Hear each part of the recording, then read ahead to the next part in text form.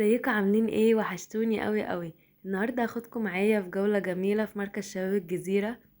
طبعا النادي هنبتدي من منطقة الألعاب. زي ما انتوا شايفين المنطقة كبيرة وواسعة.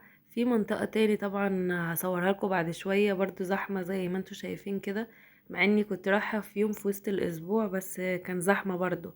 يعني انا كنت متخيلة، قلت ايه اروح يوم في وسط الأسبوع عشان الاقي الدنيا هادية وكده، بس برضو لقيت الدنيا زحمة.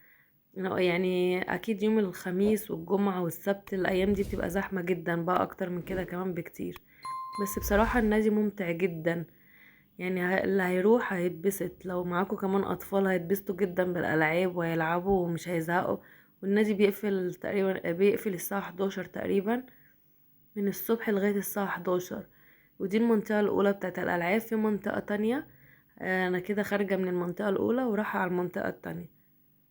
يعني بس حسيت ان المنطقة التانية فيها ألعاب يعني واسعة اكتر واحلى من دي. يعني بصي فيها العاب جميلة جدا، يعني لو معاكوا طفل هيتبسط جدا. هو النادي كبير جدا طبعا، انا مش هعرف اصوره كله في فيديو واحد. طبعا ان شاء الله لو رحت تاني ابقى اصور لكم اماكن تانية غير ديت. لو رحت هناك هتتبسط جدا لان المكان كبير جدا. في المنطقتين للالعاب الاطفال، ولو عايزة تشتركي في العاب للاطفال، في كرة قدم للصبيان وفي كرة قدم للبنات كمان، وفي العاب كتيرة، في كاراتيه، كونغ فو، في كرة يد، ده ملعب كرة يد اهو. فبصي بنات بيتدربوا صبيان. في ملاعب كتيرة قوي، في الكاراتيه وكونغ فو وكيك بوكس، وحتى الشطرنج لو عايزة تتعلم شطرنج في شطرنج. في تايكوندو. في ألعاب كتيرة قوي، في تنس طاولة، في تنس عادي، في سباحة. السباحة هناك جميلة جدا. في مكانين هناك، هوريكم هنعدي على مكان منهم واحنا ماشيين. فيعني لو روحتي هتتبسطي جدا.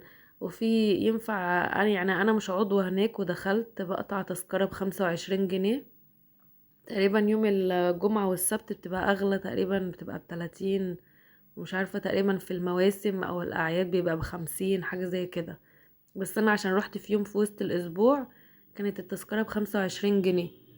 هتدخلي بس لازم بقى حد من الاعضاء، يعني ايه، هو اللي يقطع لك التذكره. يعني لو جيتي انت تقطعي التذكره لو انت مش عضوه هناك يعني. دي المنطقه بتاعه السباحه، دي منطقه اسمها فريده عثمان تقريبا. المنطقه دي مكان السباحه الاولاني. في مكان تاني اسمه الاولمبي. اهو بصي في كافيتيريا اهي، كافيتيريا اسمها الملاعب، فيها كل حاجه. وفي يعني حاجات حلوه. يا بصي دي كانت زلابيا، حاطين على صوصات سكر بودرة وصوص شوكولاتة وصوص فراولة. يعني حاجات مختلفة وجميلة. فانتي لو رحتي هناك هتتبسطي جدا يعني. واحنا دلوقتي داخلين على منطقة الألعاب التانية. بصي الدنيا زحمة هنا قوي، بس المنطقة جميلة، المكان جميل قوي. الألعاب هنا وكمان ظل عن المنطقة التانية. المنطقة التانية فيها شمس كتير، بس هنا فيها ظل شوية. والمكان كمان احسن حاجة فيه ان ممكن تدخلي معاكي اي حاجة. يعني لو حد معاه عجل، لو جايبة معاكي عجل او سكوتر للاطفال مش هيقولولك اي حاجة. وفي كمان اماكن تلعبي فيها. وغير اللعب اللي هم حاطينها، يعني لو حد معاه اي العاب عايز يدخل فيها، كورة، عجل، سكوتر، اي حاجة بيدخلوه مفيش مشكلة. بس انتي لو مش عضوة لازم، لو جيتي تقطعي التذكرة على باب النادي هيقولولك ما ينفعش، لازم تدخلي بمرافقة عضو. فيقولك ممكن تستأذني من اي حد من الاعضاء يعني يدخلك معاه. انا كان في واحدة واقفة سألتها انت عضوة؟ قالت لي اه. قلت لها طب ممكن تقطعي لي يعني معاكي تذكرة؟ قالت لي مفيش مشكلة. وقطعت، اديتها الفلوس يعني وقطعت لي التذكرة.